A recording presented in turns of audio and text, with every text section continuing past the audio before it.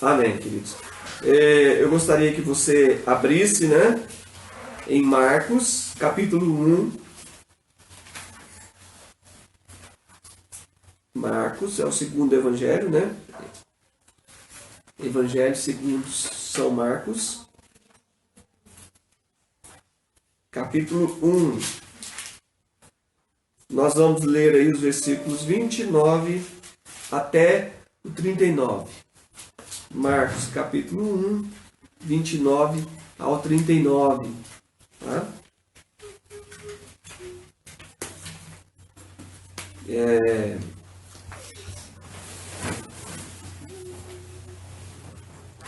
Marcos, capítulo 1, 29 ao 39. Então, vamos ler? Diz assim a palavra do Senhor: E saindo eles da sinagoga, foram com Tiago e João diretamente para a casa de Simão e André. A sogra de Simão achava-se acamada com febre e logo lhe falaram a respeito dela. Então, aproximando-se, tomou-a pela mão e a febre a deixou, passando ela a servi-los.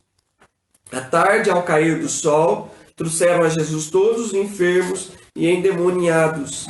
Toda a cidade estava reunida à porta, e ele curou muitos doentes de toda a sorte de enfermidades, também expeliu muitos demônios, não lhes permitindo que falasse, porque sabiam quem ele era. Tendo se levantado alta madrugada, saiu, foi para um lugar deserto e ali orava. Procuravam-no diligentemente Simão e os que com ele estavam. Tendo encontrado, lhe disseram: todos te buscam. Jesus, porém, lhes disse: vamos a outros lugares, às povoações vizinhas, a fim de que eu pregue também ali, pois para isso é que eu vim. Então foi por toda a Galiléia, pregando nas sinagogas deles e expelindo demônios. Amém? Amém. Glória a Deus. Eu vou pedir aqui a Mariana para trazer um copinho de água para a gente, né? E aí a gente vai dando prosseguimento aqui. Os outros dois textos que eu gostaria que você abrisse enquanto isso, né? Está lá em Mateus capítulo 8, versículo 14 ao 17. Tá? Se você tem aí, tem Bíblias que vêm com 2 marcadores de texto, né? Bota aí ou bota um papelzinho. Tá? E Lucas 4, 37 a 44. São os textos que correspondentes aí ao texto que eu li, né? Escolhi Marcos, porque Marcos aí possui um pedacinho extra, né, de texto, que também está lá em Lucas capítulo 4, né, no texto do capítulo, do versículos 37 a 44, tá bom? Então, por isso que nós escolhemos aí o texto de Marcos, porque ele tem aí o texto mais comprido, né? Bom, eu gostaria de fazer algumas considerações preliminares com vocês acerca do texto que nós lemos, né? E uma coisa óbvia aí é que Pedro era casado, né? Óbvio, né? Estou chovendo no molhado, tá? Mas eu só quero ressaltar com vocês, né? Porque fala que, né, Jesus, eles foram para a casa da sogra dele, né? E ela estava doente, né? Mas o próprio Paulo afirma, né, que Pedro, né, mesmo depois, né, da ressurreição de Jesus, né, manteve, né, a sua esposa junto com ele nas missões que ele fazia, né? Tanto é que em 1 Coríntios capítulo 9, versículo 5, Paulo fala, né, que não teria eu também direito de me acompanhar de uma irmã, né, como faz Pedro e os demais discípulos, né? Enfim, né? Então, ela o acompanhava aí quando ele, nas suas jornadas, né? E a outra coisa que eu quero enfatizar com vocês, né, é sobre a questão das curas, tá? A Bíblia afirma que as curas, né, o texto, mais especificamente o texto de Mateus, e eu quero que vocês vão lá no texto de Mateus, porque o texto de Mateus lá, ele faz uma... Obrigado, né? O texto de Mateus faz uma afirmação, né, que os outros dois textos aí, o de Marcos e de Lucas, não fazem, né? Que é o versículo, né?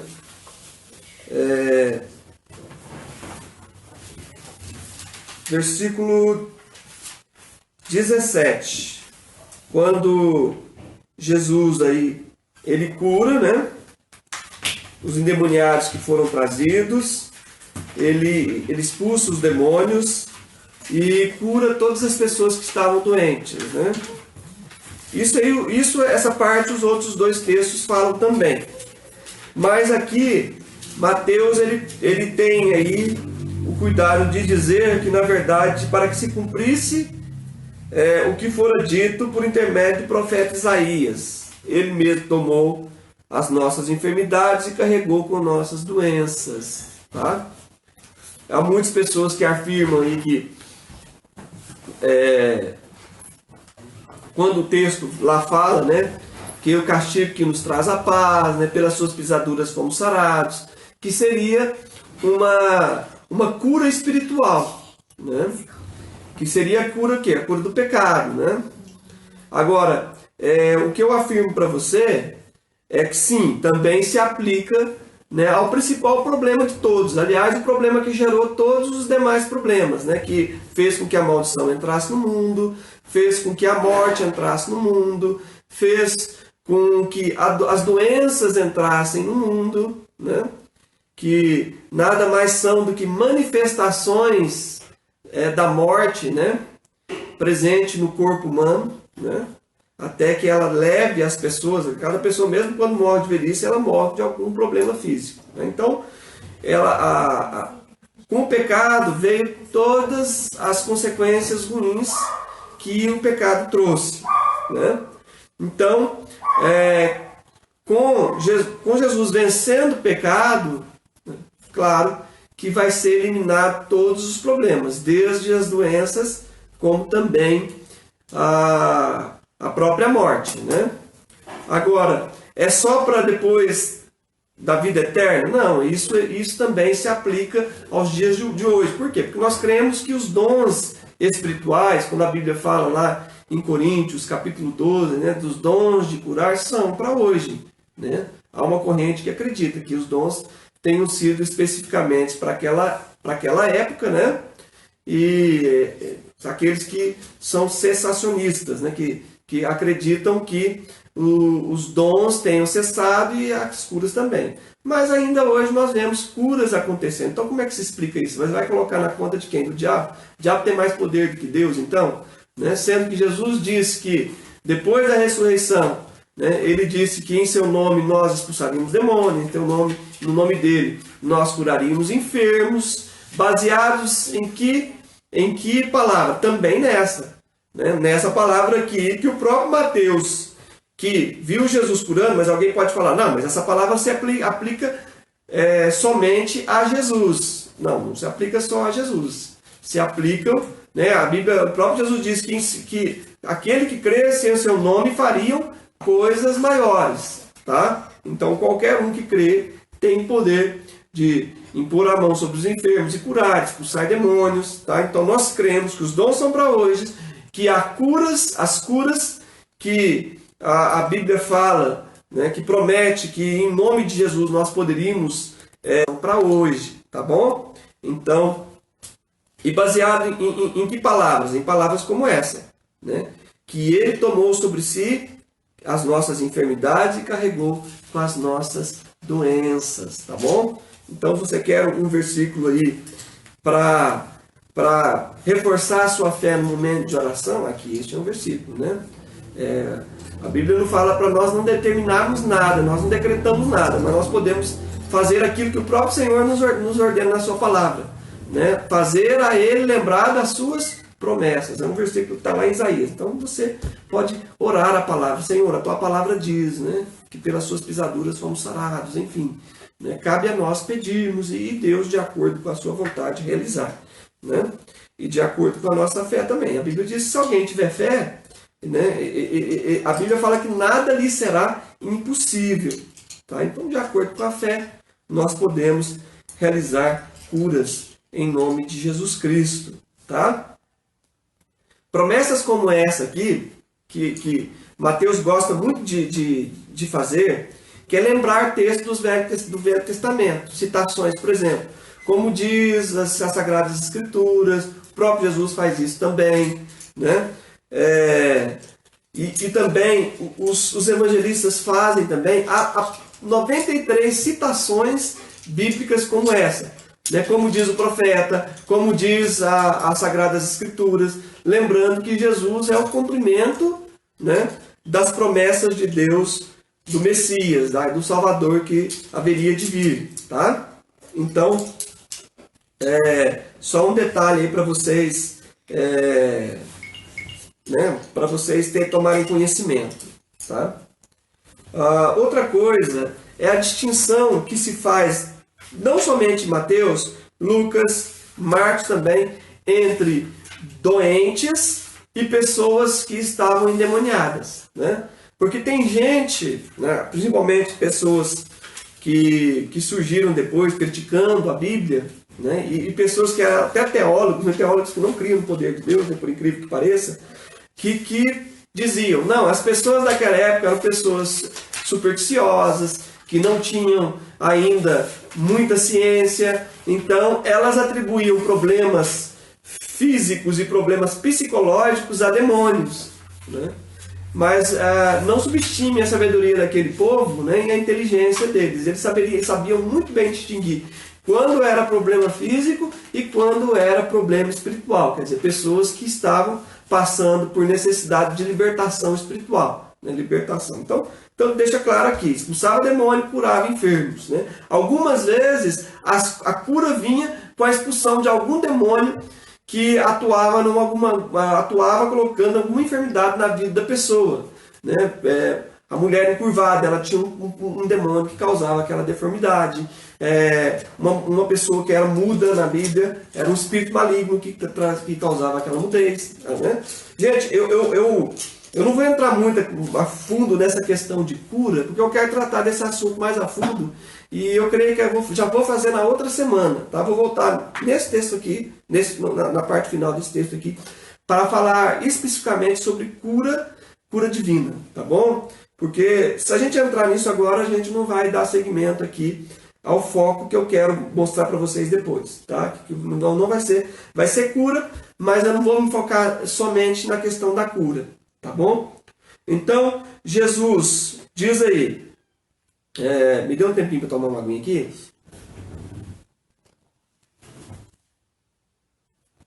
Diz o texto, todos os três, diz aí que curou a todos, né? Diz aí o texto que ele curou a todos. Aí você me pergunta, mas se todo mundo que veio a Jesus curou, por que hoje nem todos, né, que vêm a Jesus são curados? Né? É uma pergunta. Eu não vou responder essa pergunta agora, porque eu quero tratar desse assunto aí, então já estou dando aí cenas do próximo capítulo para vocês, né? Então, Jesus não tinha esse problema. Ninguém que tenha vindo a ele precisando de cura, né, que não tenha, a Bíblia não relata nenhum, pelo menos que eu saiba, nenhum caso em que Jesus não tenha curado, né? Marcos, ele diz que eles trouxeram todos, né? Trouxeram todos e ele curou a muitos. Quer dizer, todos os que estavam doentes. Tá bom? É importante você... detalhezinho que parece irrelevante, mas se você pegar só o texto, se existisse só o texto de Marcos, por exemplo, né?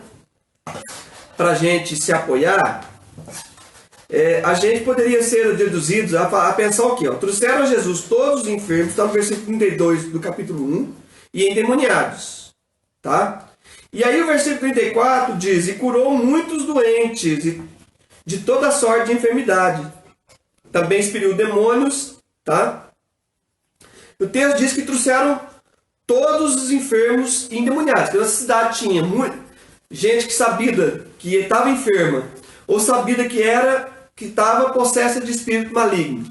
Eles trouxeram todo mundo. E diz que ele curou muitos. Será que dá para a gente entender que curou todos? Né? Eu creio que só pelo texto de Marcos, se alguém quisesse ir mais a fundo, né, fazer um exame detalhado, podia pensar, não, diz só que curou a muitos. Né? Mas se você vai no texto de Lucas, né, e Mateus, tanto um como o outro, né? Mateus, por exemplo, diz assim, ó, trouxeram muitos, já inverte, fala o contrário, fala que trouxeram muitos. Mas pastor, tem contradição? Não tem contradição. Todos eram muitos, né? Quer dizer, só isso, só complementando. Esses todos eram muitos, tá? E diz o texto que ele curou a todos, tá bom? Então, tá claro. Então, Lucas também fala mais ou menos a mesma coisa, mas ele dá ênfase aqui numa coisa bem interessante que eu gostaria de enfatizar com vocês, né? Diz lá que foram todos os que tinham enfermidade, né? Diz o texto, aqui, ó, todos os que tinham enfermos de diferentes moléstias lhe traziam, e eles curavam, impondo as mãos sobre cada um. Quer dizer, todos, e ele impunha a mão sobre cada um, e eles eram curados, tá bom? Diz aqui sobre a cabeça de cada um. Eu achei interessante Lucas ressaltar isso, porque a gente poderia tratar como massa, né? Traz a massa toda aqui e a gente vai passando a mão aí sobre, né, todo mundo, ou faz uma oração, mas Jesus, ele deu um tratamento individualizado para cada pessoa, né? E é isso que Deus faz, né? Deus atende de acordo com a necessidade de cada um de nós, seja ela qual for. Por quê? Porque eu não vou falar aqui só de doenças físicas. Vou falar um pouquinho de doenças da alma também. Vou falar um pouquinho de doenças do espírito. Por exemplo, casos de libertação, doenças espirituais, né? Quantas pessoas aí que são tidas como pessoas malucas, né? Pessoas que têm problemas mentais, que não são acometidas de espíritos malignos, né? Então, isso aí, pessoas que trabalham nessa área, pessoas cristãs, né? Tenho um amigo em Campo Belo, e ele sentiu desejo de entrar na área da psiquiatria, porque ele, que através do discernimento que Deus dava para ele, ele notava que muitas pessoas que, né, quando ele teve a oportunidade de conhecer esse tipo de segmento da medicina, né, ele viu que ele poderia ajudar nesse sentido, né? Então, não somente tratar a mente, mas tratar também o espírito da pessoa, tá? Então, é coisa sabida, tá bom? Então, queridos, nós vamos parar por aqui com a questão da cura, porque eu quero voltar a falar com vocês posteriormente sobre isso, tá? Outra coisa interessante que você percebe aí, porque no texto tanto de Marcos quanto de Lucas, eles dizem que Jesus, antes de ir, de fazer isso daqui, né? Aliás, o texto de Lucas, necessariamente, fala que Jesus antes esteve em Nazaré, né? Onde ele começou, onde ele foi pregar na sinagoga e não foi bem aceito pelos seus, né? E aí eles quiseram, Jesus se negou, né, a mostrar sinais para eles, né? E ainda disse que na terra o profeta não tem honra na sua própria terra.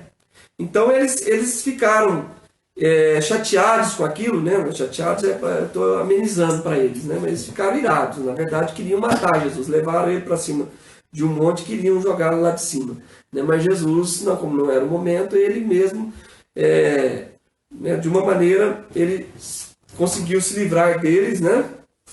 E depois, logo depois disso, ele foi para Cafarnaum, onde ele curou um endemoniado, enfim, conta lá que foi numa sinagoga, e depois sim é que ocorre aí a cura da sogra de Pedro e essas demais curas que ele realiza na sequência, tá? Então, em Nazaré, eles praticamente expulsaram Jesus de lá, né? E aí você vê aí em Cafarnaum, Diz aí que o texto de Lucas, versículo 42 do capítulo 4, que eles não somente foram atrás de Jesus quando Jesus se ausentou por um lugar deserto, e a gente sabe para quê, o texto de Lucas não fala, mas o texto de Marcos fala que foi para quê? Para orar, né? Ele foi para um lugar deserto para orar.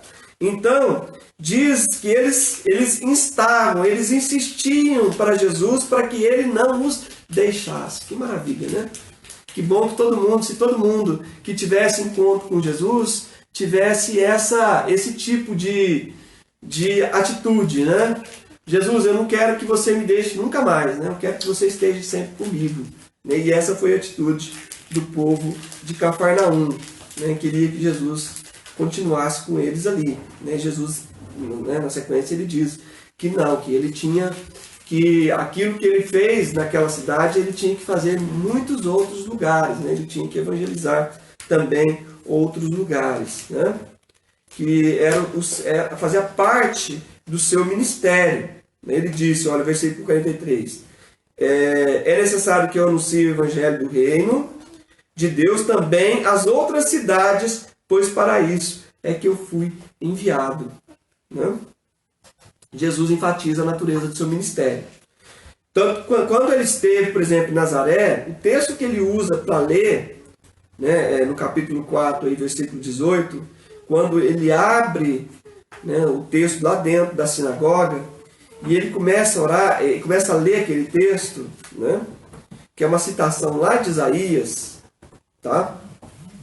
E aí o texto diz assim, ó, o Espírito do Senhor está sobre mim, pelo que me ungiu para evangelizar os pobres, enviou-me proclamar libertação aos cativos e restauração da vista aos cegos, para pôr em liberdades os oprimidos e apregoar o ano aceitável do Senhor. E diz a sequência que ali ele fechou o livro e disse que naquele dia, hoje, né, hoje, no dia que ele estava lendo, se cumpriu a escritura que acabai de ouvir. Por quê? Porque ele estava se referindo a si mesmo. E eles se admiraram da sabedoria dele, né, ao expor as escrituras, mas eles meio que duvidaram. Mas peraí, esse aí não é o filho de José? Não é o pai, não é o pai, a família dele não vive entre a gente? Enfim, né, eles meio que, esse cara cresceu com a gente, por que agora ele está falando que ele é, né, alguém muito importante? Né? Jesus não queria se orgulhar, né? Jesus era o que ele era, ele não podia, né, dizer outra coisa acerca de si mesmo que não a verdade. Ele era a própria verdade, é o caminho e a vida. Né? Então, Jesus estava revelando para eles que ele era aquele sobre quem o Espírito do Senhor estava sobre. Para quê? Para evangelizar. Né? Diz o texto, evangelizar os pobres, proclamar libertação aos cativos e restauração de vista aos cegos. Tá? Então aqui fala de duas coisas. Né? Aliás, vamos incluir, para pôr liberdade aos oprimidos. Né?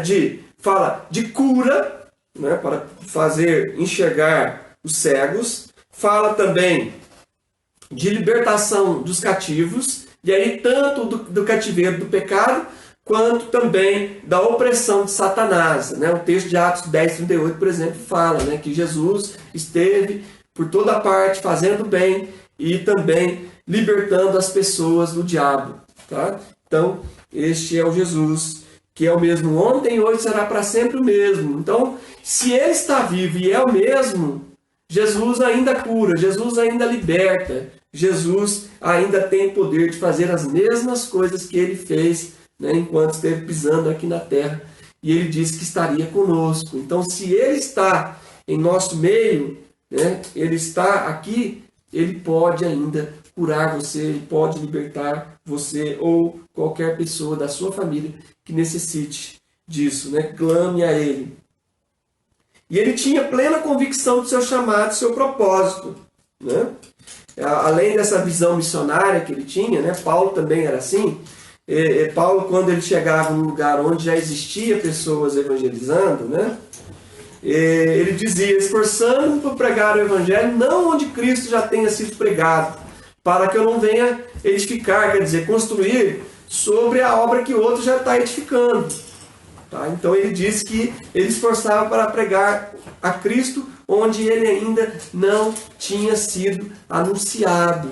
Então Jesus queria que outros também tivessem a oportunidade de ouvir a mensagem da Boa Nova. E qual a mensagem da Boa Nova que Jesus saía a pregar? né? É justamente essa mensagem. Olha, hoje está se cumprindo. O reino de Deus é chegado a vocês. É chegado não no sentido que vai chegar, mas já é chegado, né? Então, quando Jesus falava, né, ele não disse que o reino de Deus viria como João Batista, né? Ele disse que o reino de Deus é chegado. Por quê? O reino de Deus é chegado. Porque pelo poder de Deus as pessoas estavam sendo curadas, né? Os espíritos malignos estavam sendo subjugados, estavam sendo expulsos, né? Então o reino de Deus havia chegado. E o principal de todas as bênçãos, a maior coisa que Jesus tinha a oferecer, o perdão dos pecados, né? Jesus várias vezes diz: perdoados estão os seus pecados. Mas Jesus não poderia oferecer perdão de pecados sem arrependimento, né? Claro, há que enfatizar isso daí, tá? Para o perdão dos pecados é necessário haver arrependimento. Por isso que Jesus, tanto João Batista quanto Jesus, começaram a pregação da mensagem do Evangelho do Reino, dizendo: arrependei-vos, arrependei-vos, porque é chegado o reino de Deus a vós, né? Então, para a cura é preciso, a cura, a libertação, o benefício do perdão, é preciso haver o arrependimento, tá? Outra coisinha que eu quero enfatizar com vocês aqui é a questão do hábito de Jesus tinha de orar, né? Então, eu já até preguei outras vezes, não me lembro se eu já fiz isso aqui nos nossos cultos ao vivo, mas eu já fiz, pelo menos eu me lembro na igreja, de até mostrar textos que diziam que Jesus tinha esse hábito de ir para lugares solitários e orar, né?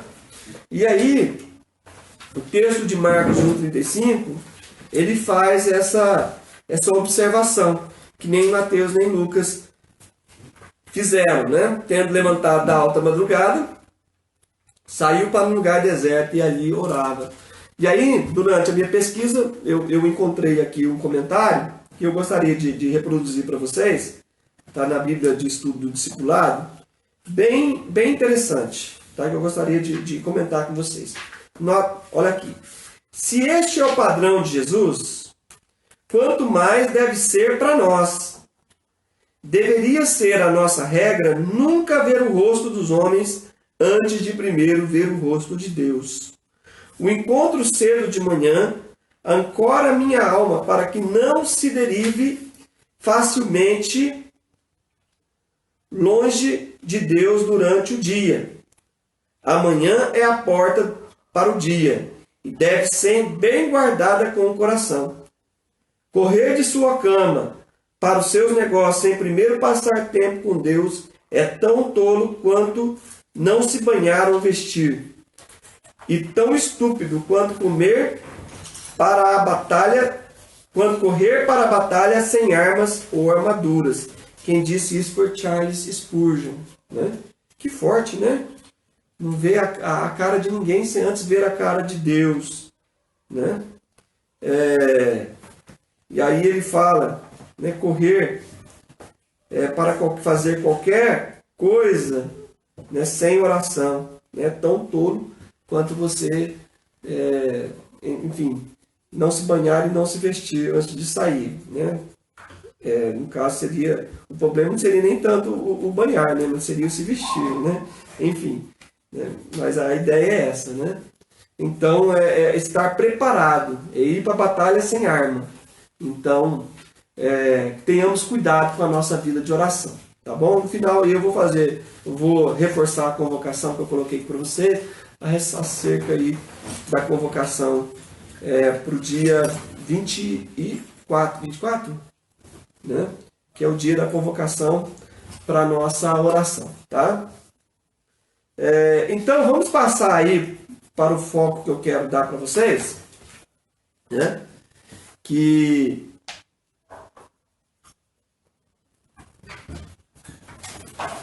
é a passagem da cura da sogra de Pedro, tá? A passagem de toda a passagem é a partezinha pequena, né?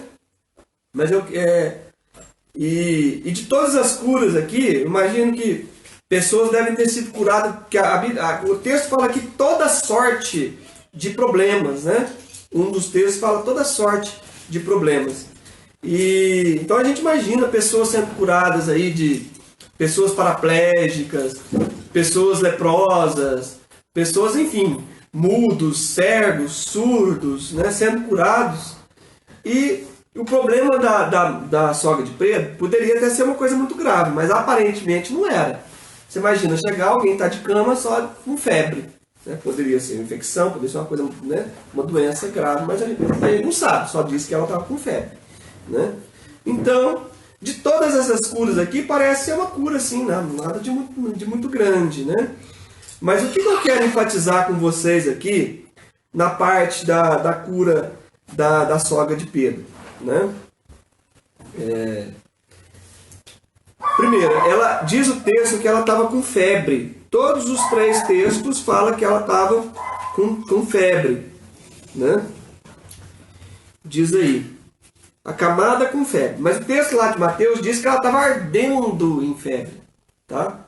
E o texto lá de Lucas fala que estava com uma febre muito alta. Né? Então, quer dizer, uma febre muito alta, né, pode dar outros problemas, né? Convulsões, enfim. Né? E outros problemas, eu não sou da área mas eu sei que a febre é a febre que você tem que baixá-la. Né? Senão aí a pessoa pode ter inúmeros problemas causados aí pela febre alta. Tá? O que eu quero enfatizar? O que acontece quando a pessoa está com febre? Ela está com algum tipo de infecção, né, dentro do corpo dela, né? E o corpo dela está combatendo essa infecção, né? Esse problema que está ocorrendo dentro dela. Né? O corpo foi infectado, foi invadido por algum vírus, alguma bactéria, né? E o corpo está lutando, né? Está produzindo anticorpos. Então, há uma... Por que o corpo fica mole, fica dá sono, né?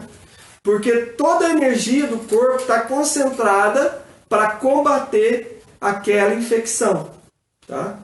Então, por isso que a temperatura do corpo aumenta muito, né? Para que, né, até essa temperatura possa combater aí aquele corpo invasor, né, dentro do corpo humano. Tá bem.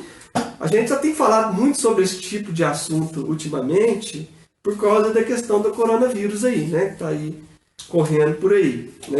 Por enquanto não tem vacina, né? E é interessante da questão de falar aí que o corpo combate, né, as infecções, né, que ocorrem, e a febre é um sintoma disso, né? Porque, espiritualmente falando, também há uma luta correndo dentro do nosso interior, né? E aí eu quero levar aí também para o campo espiritual, tá? Falando aí que muitas vezes o mundo aí quer nos infectar, né, com as suas coisas, né?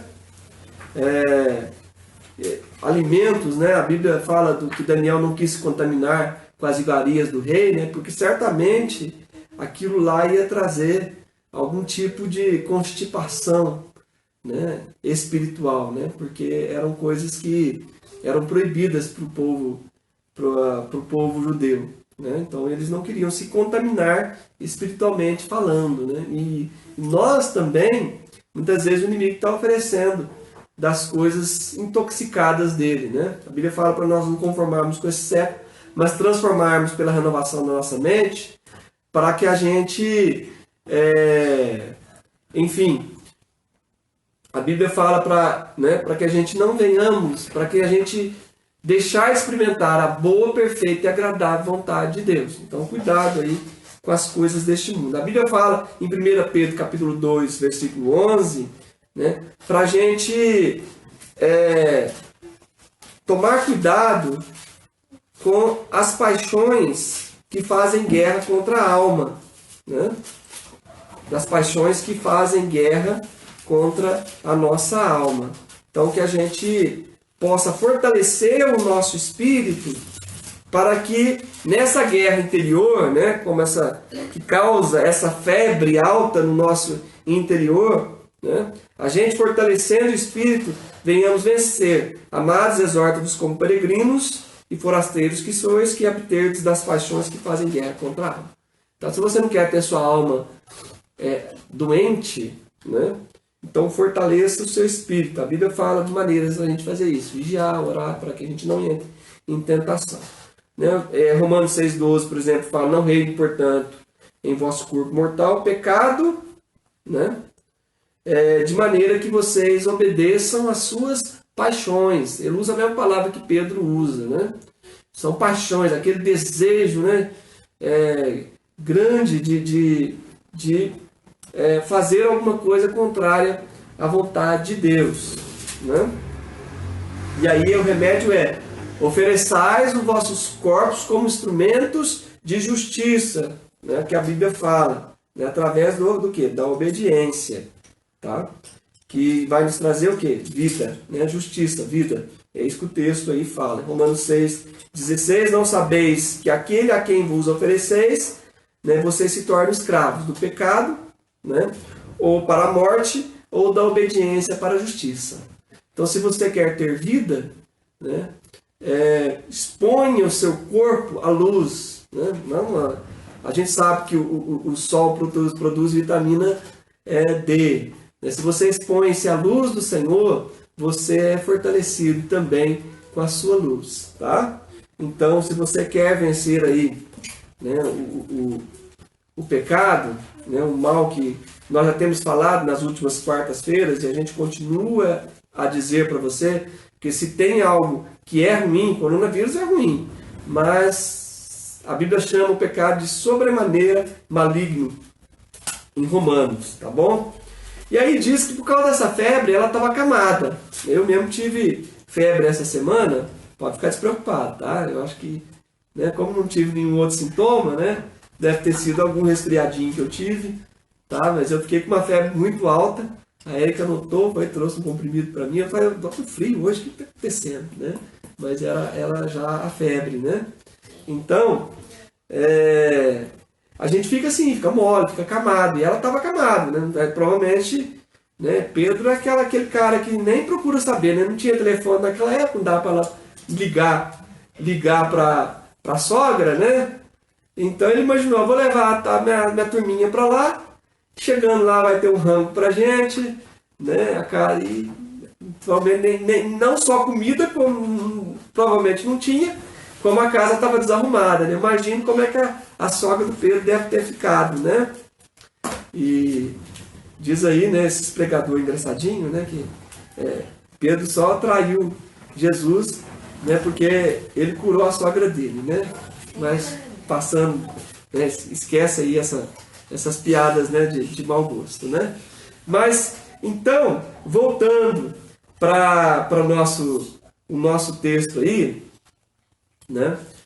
O que é estar acamado? Estar acamado é estar sem condição de levantar, estar sem condição de trabalhar, estar sem condição de fazer os afazeres da casa, né? Então você fica nesse momento inútil, né? Você não tem ânimo e nem força física para fazer nada. Você está desabilitado, né? E Jesus quer evitar essa condição, e aí eu estou me referindo à questão espiritual, né, que é o foco que eu estou dando, que é o problema, a doença, né, espiritual, que tem mantido muitos acamados, né? Muitas pessoas inutilizadas, muitas pessoas estéreis, né, sem condição de dar frutos, por causa de estarem doentes espiritualmente, doentes, às vezes até emocionalmente também, porque as coisas meio que se mesclam, né? Por isso que a Bíblia tem o poder de separar alma e espírito, né? Separar o que é da alma e separar o que é do espírito. Por quê? Porque muitas vezes essas coisas, os problemas da alma e os problemas do espírito estão muito entrelaçados, sabe? Então Deus precisa vir né, a espada do Espírito tem esse poder. Falar assim: ó, isso aqui é problema emocional. Ó, isso aqui é problema que precisa de oração, precisa de jejum, precisa de estar combatendo. Né? Igual Jesus disse: por que não puderam? Teve aquela passagem do homem que queria curar o filho dele, por que ninguém podia curar? E Jesus falou, né? Tudo bem, a primeira coisa é vocês não tiveram fé. Mas o outro problema também é que essa casta não sai, senão com muito jejum e oração. Né? Então, tem questões espirituais que devem ser combatidas de forma espiritual. Né? Só que a Bíblia não ignora também, tá, gente? Fique esperto com a questão disso aí. Né? A questão do uso da medicina. Tá? Porque foi Deus que colocou essas coisas na natureza e deu sabedoria ao homem para descobrir tanto esses elementos quanto terapias, né? Para serem aplicados para o nosso bem. Tá bom? Então, que fique bem claro. Mas eu estou me referindo aqui a problemas espirituais. Então, Jesus disse assim, ó, no capítulo 15 de João, né? Todo ramo, versículo 2, todo ramo que estando em mim não der fruto, ele corta. Todo ramo que dá fruto, limpa para que produza mais fruto ainda. Então, o ramo está em Jesus. Olha, não dá fruto, não deu fruto, não continua sem dar fruto, está seco. Está seco, precisa ser cortado, lançado fora, porque está atrapalhando. Né? Agora, todo ramo que estando nele, né? O que ramo que permanece em Jesus precisa? Ser limpo. Limpo não está seco, mas às vezes tem alguns galinhos que querem, né? Que já ali precisam o quê? De ser podados. Né? Então, Jesus vem e limpa. Né? Ele sabe quem mexe com jardinagem, trabalha mesmo com agricultura, sabe a respeito de plantas que precisam ser podadas para que elas venham produzir mais. Tá? Então, Jesus veio o quê? Limpando para que a pessoa venha dar mais fruto. É por isso que a palavra de Deus tem esse poder. Né? Vim. Porque Jesus diz, vós já estáis limpo pela palavra que tenho falado. A palavra é como espada, ela vem e corta. Às vezes dói um pouquinho, mas é para o seu bem. Né? É para te fazer melhor, é para te fazer mais frutífero. Para não deixar você o quê? Como? Nessa situação de deitado. Né? Jesus diz na tua palavra, desperta, ó tu que dormes. A pessoa está dormindo, por quê? Porque está doente. Ela está estéril, ela está inútil, ela está sem condição de atuar, de fazer nada. É o caso da sogra de Pedro. Ela não podia fazer nada para eles, por quê? Porque ela está doente. Né? Então tem muitas pessoas aí doentes, precisando se tratar espiritualmente. Porque está cheio de entulho do mundo, pecado e coisas que não agradam a Deus e precisa botar isso fora. É que nem câncer, né? O que faz com câncer? Câncer você trata ele com químio, né? Ou você trata ela com radioterapia, ou aí chega um momento também que tem que tratar ela aqui, ó, corta fora. Né? Você vai lá no órgão, né? Algumas situações, né? Onde é possível se fazer isso, né? Vai lá e, né, passa a faca no negócio e tira aquilo lá fora. Se continuar ali, ele vai se espalhar pelo corpo. Então, queridos, é isso que a Bíblia faz, né? Ela nos limpa, ela tira para fora tudo que é ruim. Por isso que em 2 Pedro, capítulo 1, né, Pedro faz esse conselho assim, olha, que vocês procurem diligentemente, que significa diligentemente? Que de forma esforçadamente unir a vossa fé, virtude, conhecimento, domínio próprio, perseverança, piedade, fraternidade, amor. Tudo fruto do Espírito Santo. É engraçado, mas isso não é fruto do Espírito. Mas, querido, é nossa, né? A obra de Deus é uma colaboração entre nós e Deus, né? Existe a parte onde o Espírito Santo está trabalhando e onde você trabalha junto com ele, tá? Então, por isso que a Bíblia fala que nós somos cooperadores de Deus, cooperadores na sua obra e na obra que ele está fazendo em nós também, tá? Então ele fala para a gente procurar também diligentemente unir essas virtudes à nossa vida. E aí o texto fala em 2 Pedro 1,8, ele diz assim, porque essas coisas em vocês existindo e aumentando, diz que não vai deixar que vocês nunca sejam infrutíferos, né?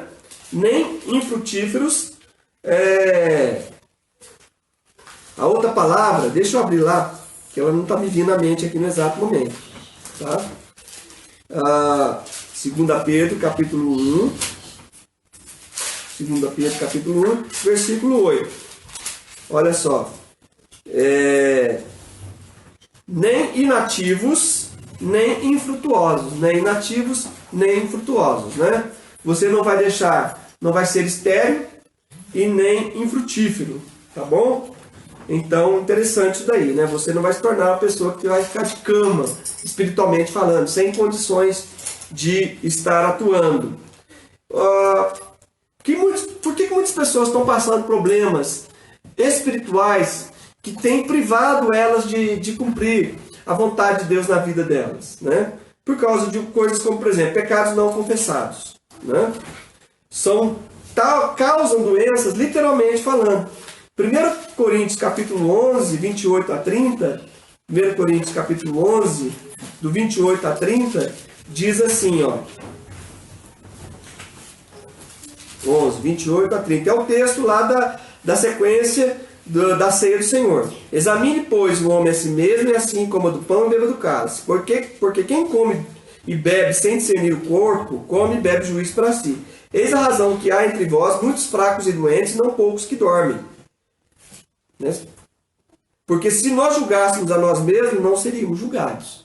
Então, muita gente, diz aqui o texto, que muita gente estava comendo e bebendo da ceia sem examinar a si mesmo.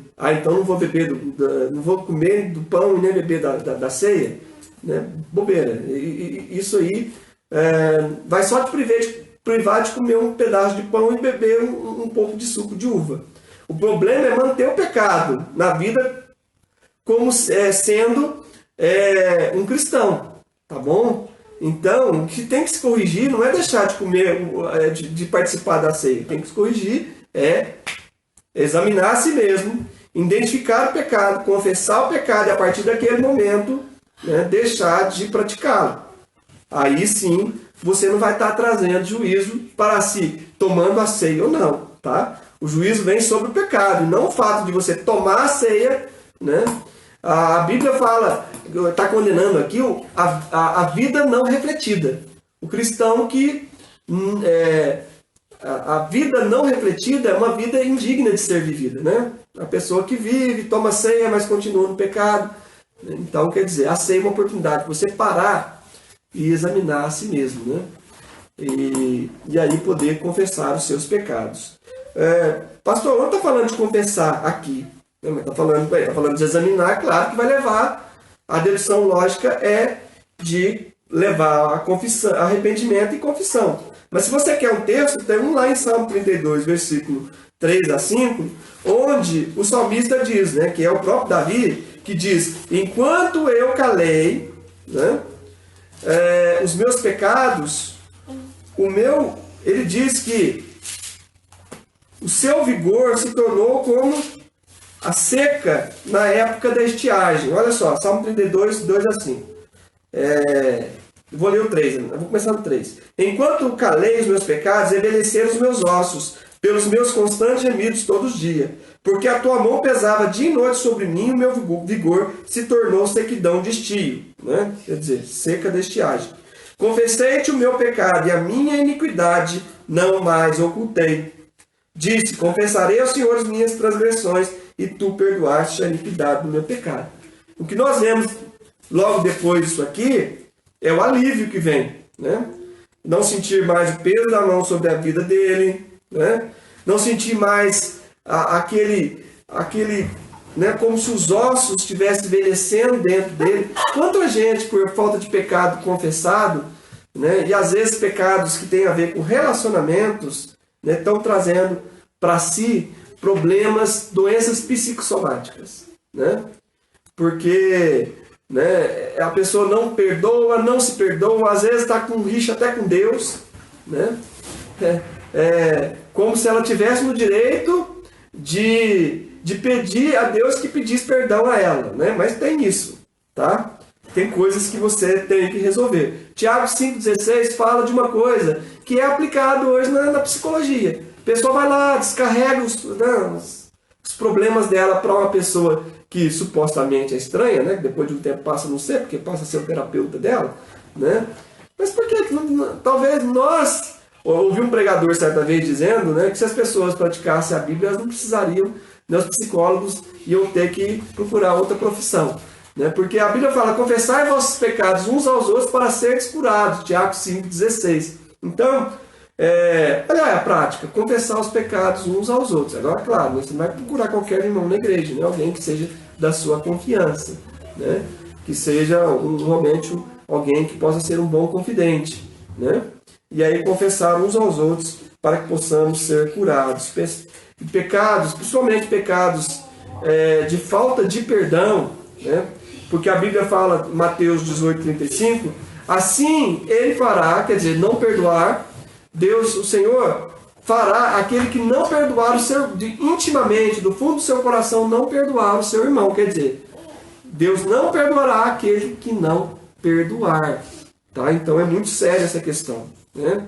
Às vezes tem problemas aí que aparecem na vida da pessoa, câncer, sei lá o que, pode ter certeza. Às vezes tem origem emocional, né? E aí, pela falta justamente de tratar com essas coisas, né? A pessoa vai trazendo doença para si mesma, tá? Doença física, tá? Então, nós precisamos muitas vezes pedir que Deus nos tome pela mão. Diz aí o texto que Jesus, para curá-la, tomou ela pela mão, né?